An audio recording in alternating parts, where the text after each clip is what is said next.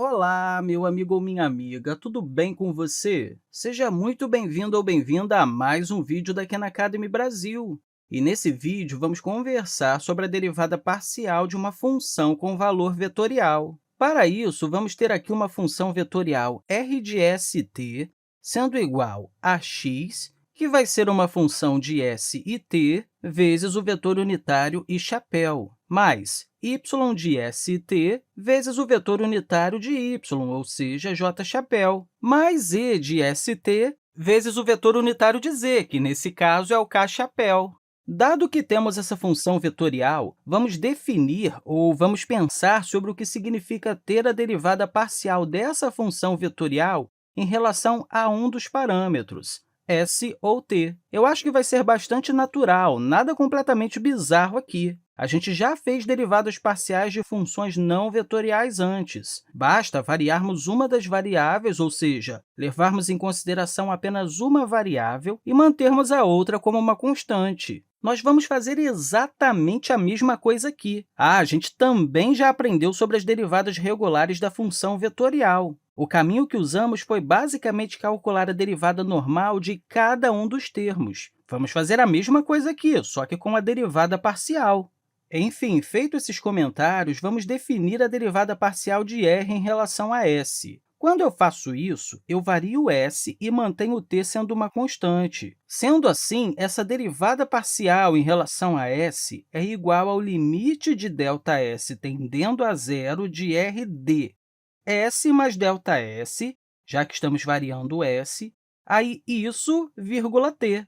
Nós estamos mantendo t, ou seja, ele é tido como uma constante aqui. Aí, isso menos r de st, tudo isso sobre ΔS. Agora, fazendo um pouco de álgebra, sabemos que r de s mais ΔS, vírgula t é a mesma coisa que x de s mais ΔS, vírgula t e chapéu, mais y de s mais ΔS, vírgula t, j chapéu, mais e de s mais ΔS, vírgula t, k chapéu. Tudo isso menos esse r de st. Se você fizer um pouco de álgebra aqui, isso vai ser igual ao limite com ΔS tendendo a zero, e eu vou escrevê-lo pequeno, porque eu vou pegar um espaço bem grande aqui, de x de s mais ΔS, vírgula t, menos x de st.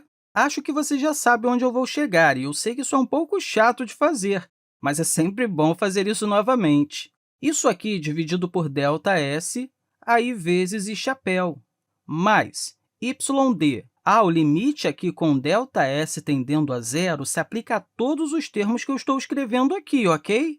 Então, continuando, temos y de s mais ΔS, vírgula t, menos y de st, tudo isso sobre ΔS, vezes j chapéu. Aí, finalmente, mais z de s mais ΔS, vírgula t, menos e de st. Tudo isso sobre ΔS vezes o vetor unitário de z, ou seja, o k chapéu. Tudo isso aqui sai dessa definição. Se você literalmente colocar apenas s mais ΔS no lugar de s, você vai ver que tudo isso, fazendo um pouco de álgebra, vai acabar chegando na mesma coisa. Bem, nós estamos tomando aqui a derivada parcial de cada uma dessas funções em relação a s. Mas uma coisa que é preciso observar aqui é que essas funções, esse x de st, esse y de st e esse z de st, não são funções vetoriais. Teremos uma função vetorial ao multiplicar essa função não vetorial com os vetores unitários. Multiplicamos o x de st com o i chapéu, mais o y de st com o j chapéu, mais o z de st com o k chapéu. Mas, de forma independente, essas funções não são funções vetoriais.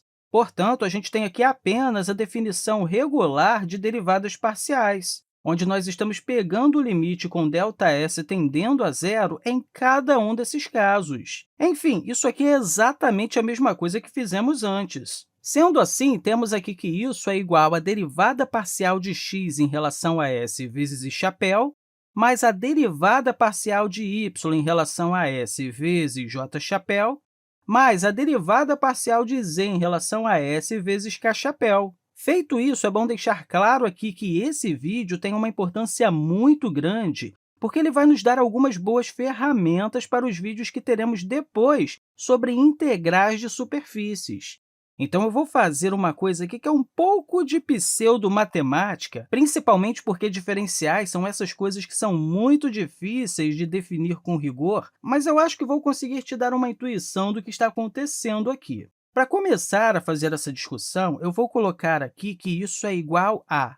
você não vai ver isso em qualquer livro de matemática, mas eu quero fazer isso porque eu acho que vai te dar uma ideia um pouco melhor sobre o que está acontecendo quando a gente calcular nossas integrais de superfícies. Sendo assim, eu vou dizer que tudo isso aqui é igual a r de s mais o diferencial de s, que é uma super pequena variação de s, vírgula t, menos r de st. Tudo isso sobre essa mesma super pequena variação em s. Por isso, eu espero que você entenda pelo menos por que exibir as coisas dessa forma. Quando eu determinar o limite com ΔS tendendo a zero, esses ΔS vão ficar super, super, super pequenos. E, na minha cabeça, eu imagino isso sendo algo como um diferencial. Quando alguém escreve que a derivada de y em relação a x é igual a 2, e, inclusive, já fizemos um pouco de matemática com diferenciais antes, você pode imaginar multiplicando ambos os lados por dx. Aí, com isso, você poderia dizer que dy é igual a 2 vezes dx. A gente já fez isso ao longo do cálculo. A maneira que eu imagino isso é que temos uma super pequena variação em y, uma infinitamente pequena variação em y, e isso é igual a 2 vezes, você pode imaginar aqui uma pequena variação em x. Olhando dessa forma, temos aqui que uma pequena variação em y, apesar de ser super pequena, vai ser 2 vezes a pequena variação em x. E eu acho que isso é uma boa maneira de visualizar essas ideias. Sendo assim, de forma geral, eu posso ver os diferenciais como super pequenas variações em uma variável. Assim, com isso fora do caminho e me explicando sobre o porquê de ter feito essa discussão, vamos voltar a isso que eu fiz aqui em cima. Eu só estou dizendo que, como ΔS tende a zero, eu posso imaginar o ΔS como o ds. Eu fiz isso para que a gente possa pegar esses dois lados da igualdade e multiplicá-los pelo diferencial ds. Ao fazer isso, o que teremos? Teremos aqui do lado esquerdo a parcial de r em relação a s vezes ds. Isso é apenas um diferencial regular, uma super pequena variação em s. E isso é igual a... Bem, se você multiplicar esse lado da equação com o ds que está no denominador vai desaparecer. Então, teremos aqui o r de s mais a nossa super pequena variação de s, vírgula t, menos r de st. Agora, eu vou guardar isso aqui e deixar destacado, porque isso vai ser muito importante para o próximo vídeo, já que nós vamos realmente pensar sobre o que isso significa e como a gente vai conseguir visualizar isso aqui sobre uma superfície. Ok, feito isso, como você pode observar, temos um vetor aqui. E nesse vetor temos duas variáveis. Bem, pela mesma lógica, podemos fazer tudo o que fizemos aqui com s, só que agora com o t. Então, podemos definir o parcial de r em relação a t, e isso acaba sendo igual ao limite com o ΔT tendendo a zero de r de s, vírgula, t mais ΔT menos r de st. Nessa situação, nós estamos mantendo s, que você pode imaginá-lo como se fosse uma constante, e estamos variando t. Aí, colocamos tudo isso aqui sobre o ΔT. Temos aqui que isso, ou seja, a parcial de x em relação a t vezes i chapéu, mais a parcial de y em relação a t vezes j chapéu, mais a parcial de z em relação a t vezes k chapéu, é exatamente a mesma coisa, apenas trocando o s pelo t e vice-versa. E, por essa mesma lógica, teremos o mesmo resultado, só que em termos de t. Se a gente fizer a mesma coisa que fizemos antes,